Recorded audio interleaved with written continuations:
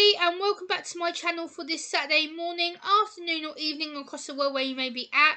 And today it is World Autism Acceptance Week, and I thought today I would do a video about National Health Service staff and what they need to know about autism. I have written down 2 pages of tips, which is right here, to help me keep on track. So without further ado, let's get into it.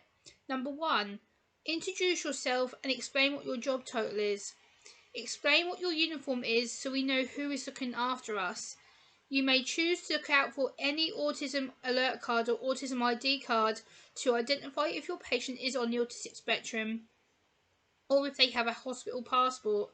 Number 2, explain slowly what is going to happen to us. For example, when we are in accident and emergency or triage, to tell us what's going to be happen if we need to be moved anywhere.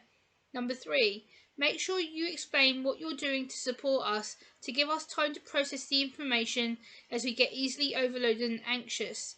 Number 4, talk to us about our special interests or something that we are passionate about to build up a professional rapport with us, as this will enable better communication for you and better communication for us. Number 5, if we need to stay in hospital overnight or for a short period of time, make sure you are aware about any dietary requirements the autistic individual may have, as a lot of us have specialised diets or sensitive to foods, smells, touch.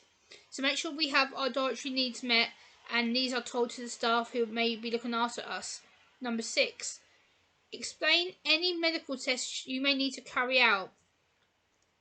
This includes x-rays, blood pressure, eye vision checks, head and neck checks, vitals checks for responses. Number 7, use clear, concise, direct language. Yes, no questions. Do not use open-ended questions. Avoid this at all costs, as this leads to anxiety and sensory overload shutdowns. Number 8, the autistic individual may have sensory issues with touch, so explain why you need to touch them before you start touching them or try to get in their personal space. There's nothing worse when someone tries to touch you or get in your space and you begin to get overwhelmed, anxious. You may respond in a different way than what they're hoping. You may lash out.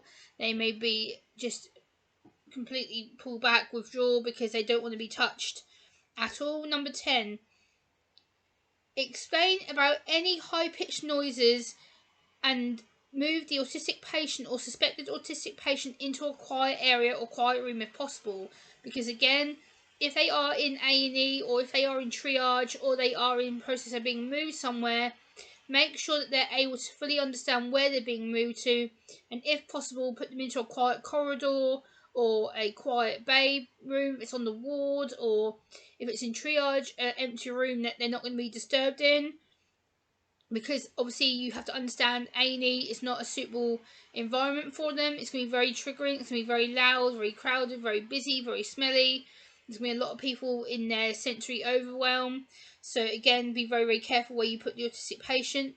With regards to getting an autistic patient admitted to the wards, if they need to be admitted for an operation or surgical procedures, make sure that you put the autistic person in a separate room, because again they may get overwhelmed being in a bay area with other patients. They may find it really difficult to interact with other people, so if possible put them into a separate room, and also respect that they may not be able to communicate with you as well. Number 11, if a patient is non-verbal or has limited support language, then you may offer them to use the PECS cards. So basically, you guys should be aware of what PECS cards are. They're called Picture Exchange Communication System.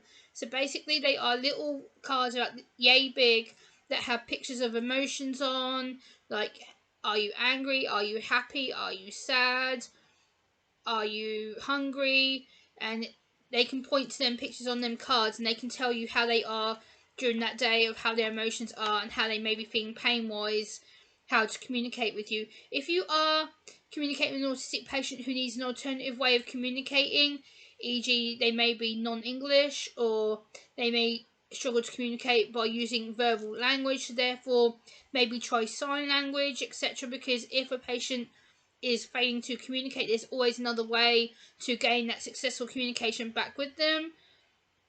This should be written on their record ahead of time anyway, so if you can research your autistic patient's background, or you can look into their communication methods, it may be noted that, oh, this patient A uses sign language, patient B uses Makaton cards, patient C uses American Sign Language, etc. So you may have to check that out and make sure that you've got everything you need to know about your patient at the current time.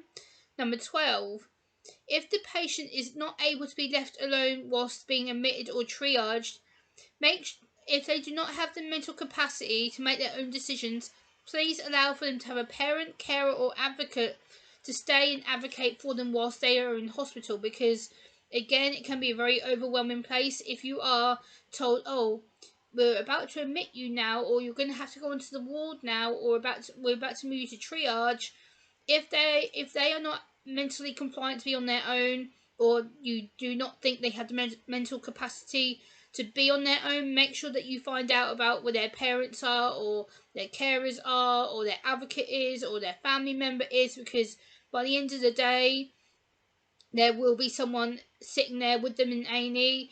Usually it'll be a family member, a mum, a dad, a sister, a brother, or if it's not family, it may be a professional carer, support worker, or a local advocate from a charity. So make sure you know who they are with, who they're going to be supported by, and to make their hospital stay easier.